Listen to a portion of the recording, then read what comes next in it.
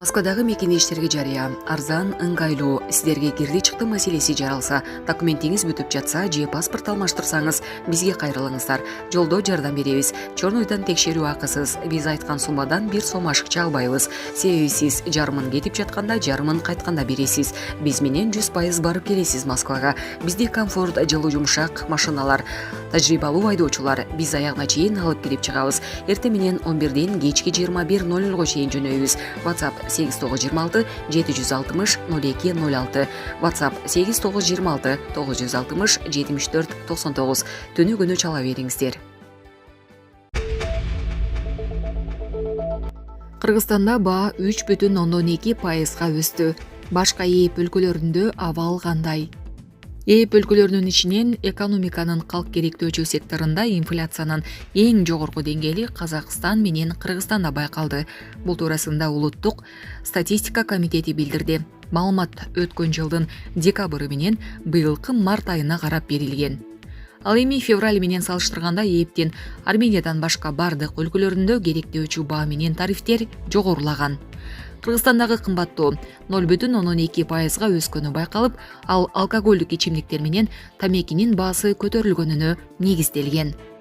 ЭЭП мамлекеттеринде мартта өткөн жылдын декабрына салыштырмалуу кызмат көрсөтүү жана товарлар тобундагы керектөөчү сектордун инфляциясынын деңгээли: Армения 0,18%, Беларусь 2,6%, Казакстан 3,2%, Кыргызстан 3,2%, Россия 1,7%. Бул аралыкта Казакстанда азык-түлүк көбүрөөк кымбаттаган 2,5%. Ал эми эң жогорку өсүү Беларуста кызмат көрсөтүү тармагында 4,1% болгон. Булак Спутник эжи. Ошто каналга түшүп кеткен 2 жашар кыз изделүүдө. Ош облусунун Кара Суу районуна караштуу алдын ала маалымат боюнча Падаван айылынын Уам каналына 2 жаштагы кыз түшүп кеткендиги тууралуу 112 номерине кабарланган. Бул тууралуу Өзгөчө кырдаалдар министрлигинен маалымдашты.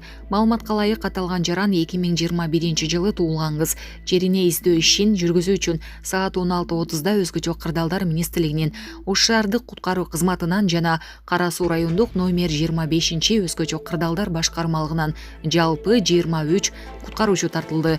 Издөө ишинин жыйынтыгы тууралуу кошумча маалымат берилет. Булак Серепкежи. Дубайда 16 адамдын өмүрүн алган өрт кырсыгы катталды.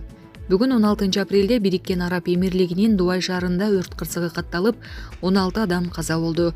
Бул тууралуу чет элдик басылмалар жазып чыгышты. Маалыматка караганда өрт шаардын эски базары жайгашкан Аль-Рас районунда чыккан. Тилсиз жоодон 16 адам каза болуп, 9 жаракат алган айтылат. Аталган аймактын тургундары 4-кабаттан өрт чыкканына күбө болушкан. Алардын айтымында өрт кондиционердин бузулушунан улам келип чыккан. 1, 2 жана 3 кабаттын жашоочулары тепкич менен качып, балкондорунан жип менен ылдый түшүшкөн. Ал эми 4-кабаттын жашоочулары коридорлор түтүнгө толуп кеткендиктен чыга албай калышкан деп жазылат маалыматта. Жарандык коргонуу кызматы тилсиз жоо имараттын коопсуздук эрежелерин сактабагандыктан чыкканын билдирген. Учурда иликтөө иштери уланууда. Булак Суперкежи. ЖМК курамына Россия кирген жаңы альянс Байдендин планына бөгөт коет. Россия менен Сауд Арабиясынын мунай альянсы АКШнын учурдагы президенти Джо Байдендин 2024 жылы кайра шайланышына тоскоолдук жаратышы мүмкүн. Бул тууралуу Bloomberg жазганын РИА Новости кабарлады. Авторлор 2020 жылы АКШ ОПЕК мүчөлөрүнүн ортосундагы баа чырында тынчтыкты орнотуучу болсо, азыр альянс үчүн бутага айланганын белгилешкен. Россия Сауд мунай альянсы Америка экономикасын бир топ кыйратып, керек болсо президент Джо Байдендин шайлоо кампаниясына кедергисин тийгизиши толук ыктымал деп айтылат макалада.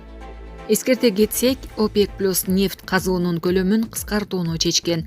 Бул Байден өткөн жылдын жай айларында Сауд Арабиясына өндүрүштү көбөйтүү үчүн барып келгенден кийин экинчи ирет жасалып жаткан кадам. Материалдын авторлору мындай чечим көп нерсенин башталышы гана деген пикирде.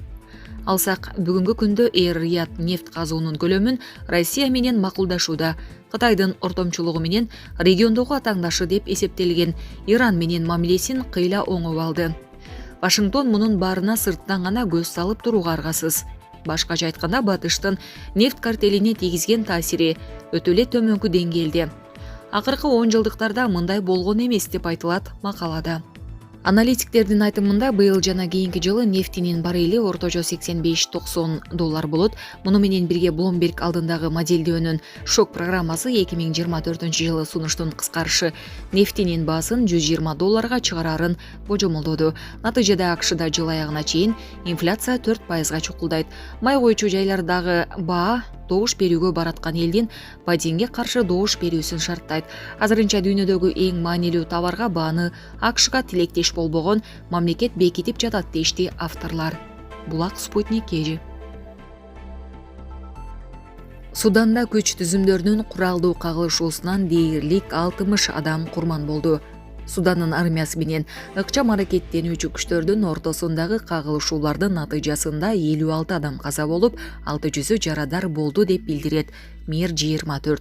Суданын борбору Хартумда учурда атышуулар токтобой, күч түзүмдөрүнүн кагылышуусунан карапайым калкта каза болууда. Ыкчам аракеттенүүчү күчтөр республикадагы бийликтин негизги символу болгон президенттик сарайды, ошондой эле борбордун эл аралык аэропортун жана өлкөнүн түндүгүндөгү авиабазаны өз көзөмөлүнө алышканын билдиришти. Алардын регулярдуу армиядагы оппоненттери муну четке кагышты. Кийин биринчи атканы боюнча тараптар карама-каршы маалыматтарды берүүдө. Бул кыймылдар жана жайгаштыруулар аскерий командачылыктын координациясы жок жүргүзүлүп, жарандардын арасында дүрбөлөңгө алып келди жана күч түзүмдөрүнүн ортосундагы тирешүүнү күчөттү, деди генерал Набил Абдулла. Чыр-чатактын негизги себеби ыкчам аракеттенүүчү күчтөрдүн армиянын курамына кирүүнү каалабагандыгы. Судандагы саясий кризис бир нече жылдан бери уланууда. Биринчиден, мамлекетте 30 жыл башкарган президент Омар Ал-Башир бийликтен четтетилди. Аскердик төңкөрүштөн кийин өлкөнү убактылуу эгемендик кеңеш жетектеп келет. Жарандык өкмөт таркатылып, өзгөчө кырдаал жарыяланган. Куралдуу күчтөрдүн башкы командачысы карама-каршы турган түзүмдү таратуу тууралуу жарлык чыгарды. Ал эми бунун коопсуздук кеңеши тараптарды ок атышууну токтотуп, тынчтык диалогу кайтууга чакырды. Хартумдан салгылашуулар өлкөнүн башка аймактарында да жайылып, түндүк Дарфур штатында да абал курчуду. Булак Назар Ньюс кежи.